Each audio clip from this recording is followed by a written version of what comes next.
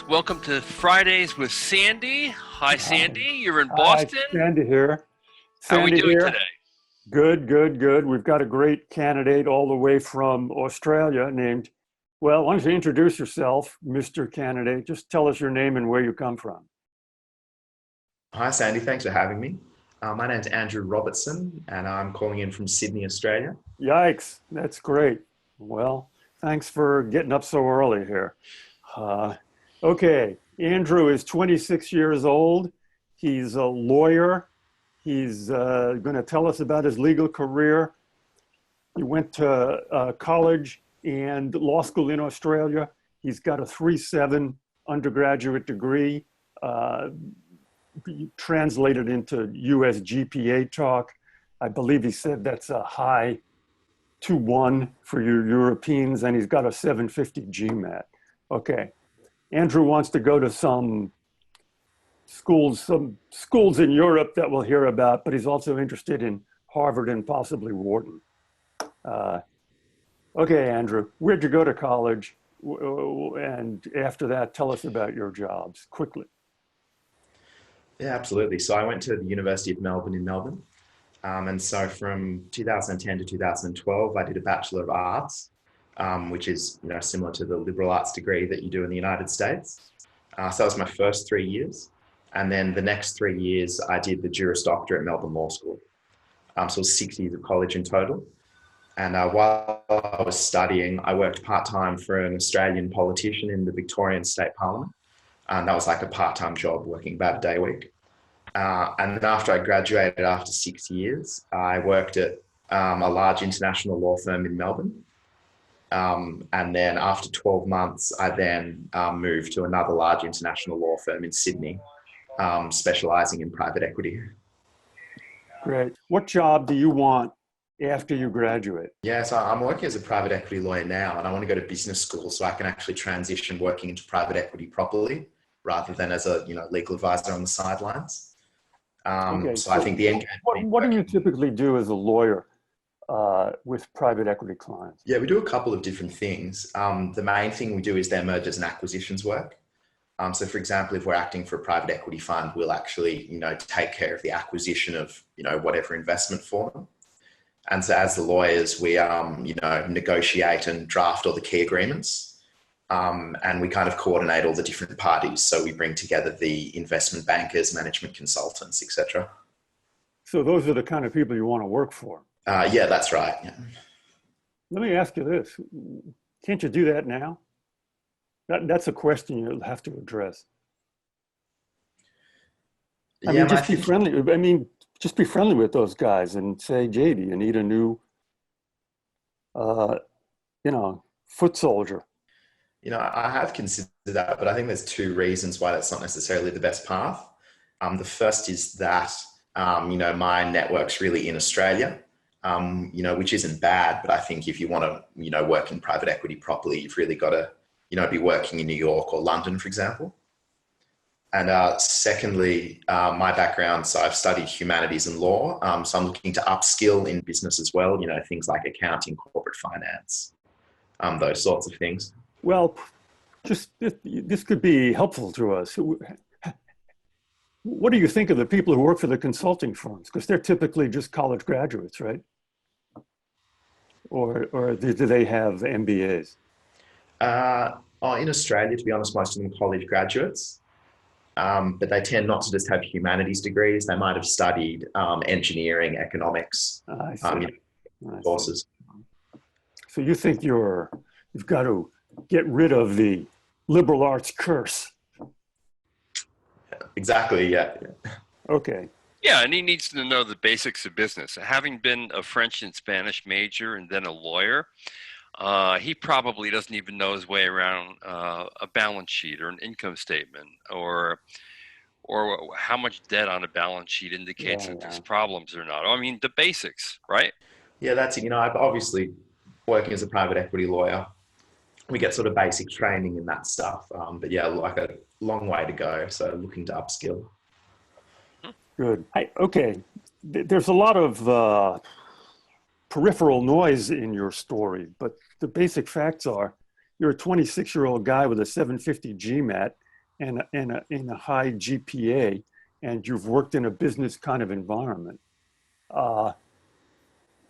Like Harvard Business School takes lawyers, and they typically, the lawyers at Harvard Business School come from Harvard Law School or Yale Law School.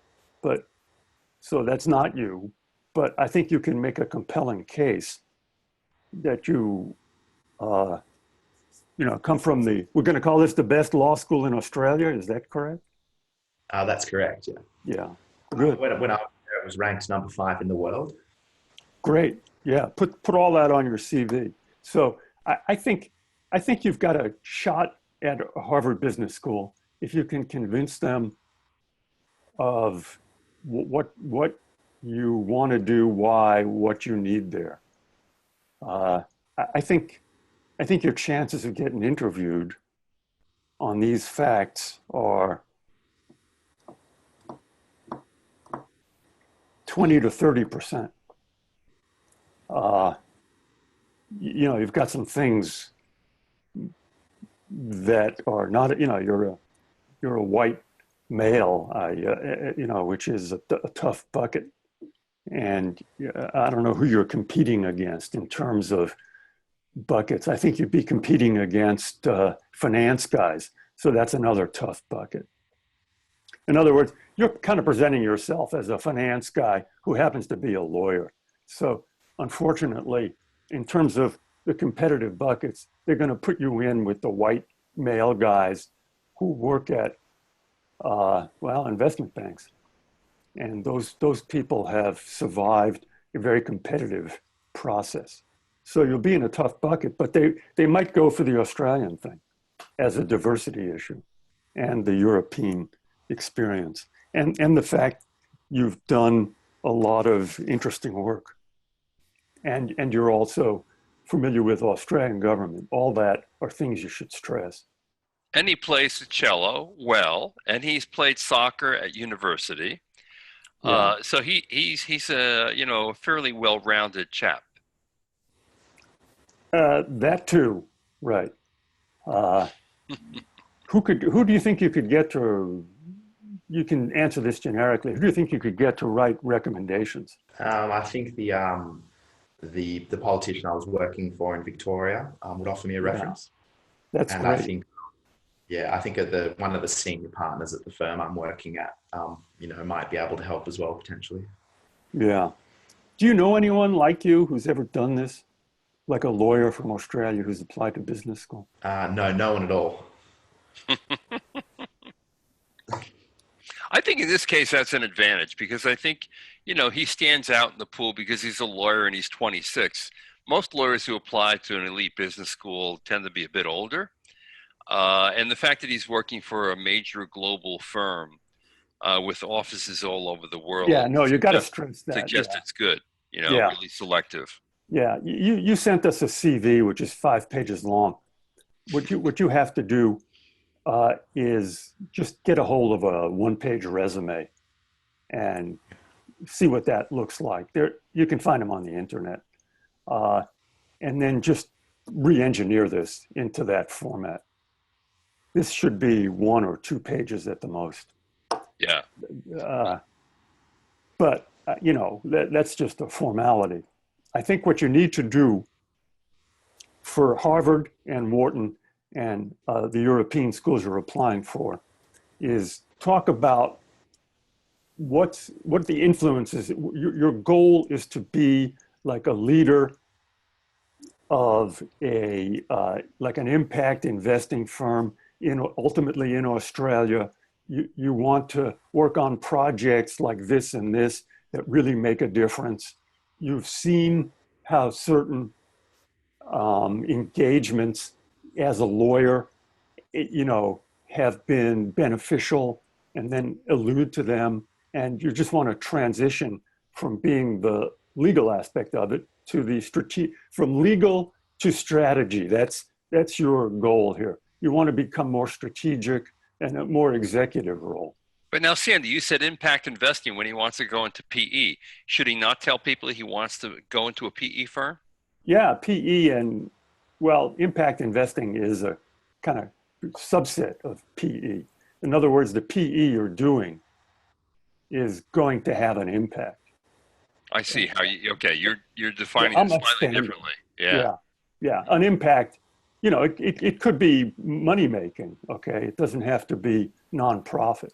But the projects that have most excited you in PE, this is what, like, here's an interview question. What have been the most exciting projects you've worked on in the private equity space, Andrew? Yeah, I've had a couple of interesting deals. One deal in particular that was some US money that was coming into Australia. This is in the consumer goods retail space, and you actually get to see how the money coming through tangibly benefits the business. So obviously putting aside the fact that the funds obviously. Let me give you a hint here do a little interview prep here. You got to get right to the explosion.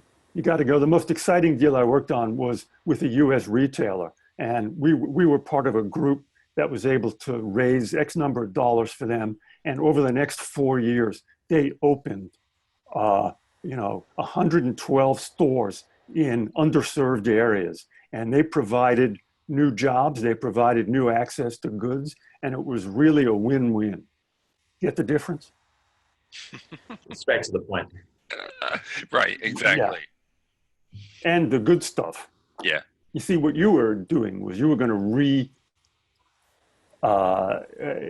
recreate the financing, but that's not what we're interested in. That might have been a very interesting deal in the way it was structured, but we don't care about that for this application purpose. We care about. You want the end result. Yeah, we want the results, and we want you to be a guy who wants to make a positive impact through private equity. So what are the odds at London Business School, Sandy? London Business School is a real important target for him. What do you say his odds are? I don't think it's that hard. John, you may know more about this than me. I don't think it's that hard to get into London Business School with a 750 GMAT and a pulse and 26 years old. No, Andrew's a well-rounded candidate here. He's got great stats. You're at a great age with your lawyer background. I would have to say it's 50%. London Business School, right? Yeah. And INSEAD, same. Although London probably is better for you because obviously it's in a financial capital and it's known more for finance than INSEAD, which tends to be known more for consulting. You're also looking at Cambridge Judge and IESC in Spain. What do you think the odds are there? Probably even better than 50% if they're 50% at London and INSEAD. Yeah, I agree. Although, yeah, you're a strong candidate at those places. And the fact you go back to Australia, here's another thing you got going for you at those places. You're likely to be employed afterwards. That's something they really care about. You see, what you're doing is you're trying to transition from one profession to another. So you're not trying to save your life, although being a lawyer, you probably are. But a lot of people apply to business school and like the resume smells of desperation. It's like, this guy is so unhappy. He thinks we can change his life from his lousy job now. And Sandy knows about all this because he was a lawyer one time. I was a lawyer, yeah. I am a retired member of the Massachusetts Bar. So you don't smell of desperation. And even though you might be desperate and you might hate what you're doing, as many lawyers do, don't appear that way, okay? So you got to tighten up your resume to 1 or 2 pages, get rid of a lot of the unnecessary detail in it. You've got to sharpen your messaging overall and get to the point when you talk to these folks. Yeah, and I would suggest that whenever you do these essays, make sure that you've got some eyes looking very closely at them so you don't devolve into unnecessary wordage and make detours that make you less attractive to the schools. Right. Your story is real simple, Andrew. Yeah. My goal is to do this. Okay. I want to be an investor in Australia who can make a difference, who can be involved in projects like this and this and this. Here's the parts of my background that have brought me to this goal. And then you have to say what you liked about college, what college made you interested in, why you went to law school, what the best, and this is what you have to stress, what the best part of your legal career has been. Okay? We just did that. You know, like, what you know, these are some examples in my legal career that really affected me. And now what I want to do is just transition from the lawyer role to the executive role. And that's your story. And it's got to be upbeat and quick moving and well summarized. But you can do that. You've got a real story. You don't have to pull any rabbits out of a hat here, man. It's all here. And I have no doubt he can. His first GMAT test in January, he got a 720. He came back 2 months later, got a 750. He wasn't satisfied with the 720. I don't think he's going to be satisfied with a mediocre application. Oh, John, you're so good at this. Okay, Andrew. Hey, good luck to you. Good luck, yeah.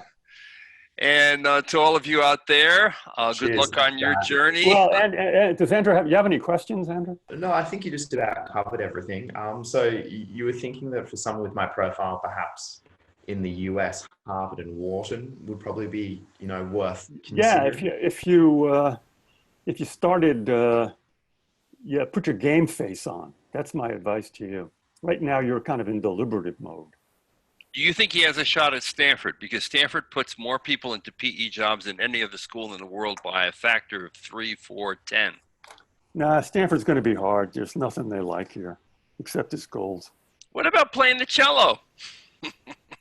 The only thing that Stanford likes about cello players are people who've taught the cello to underprivileged people or people who have put on concerts in conflict zones. Well, Andrew has some time to do that. Okay. All right. Hey, good luck. luck to you.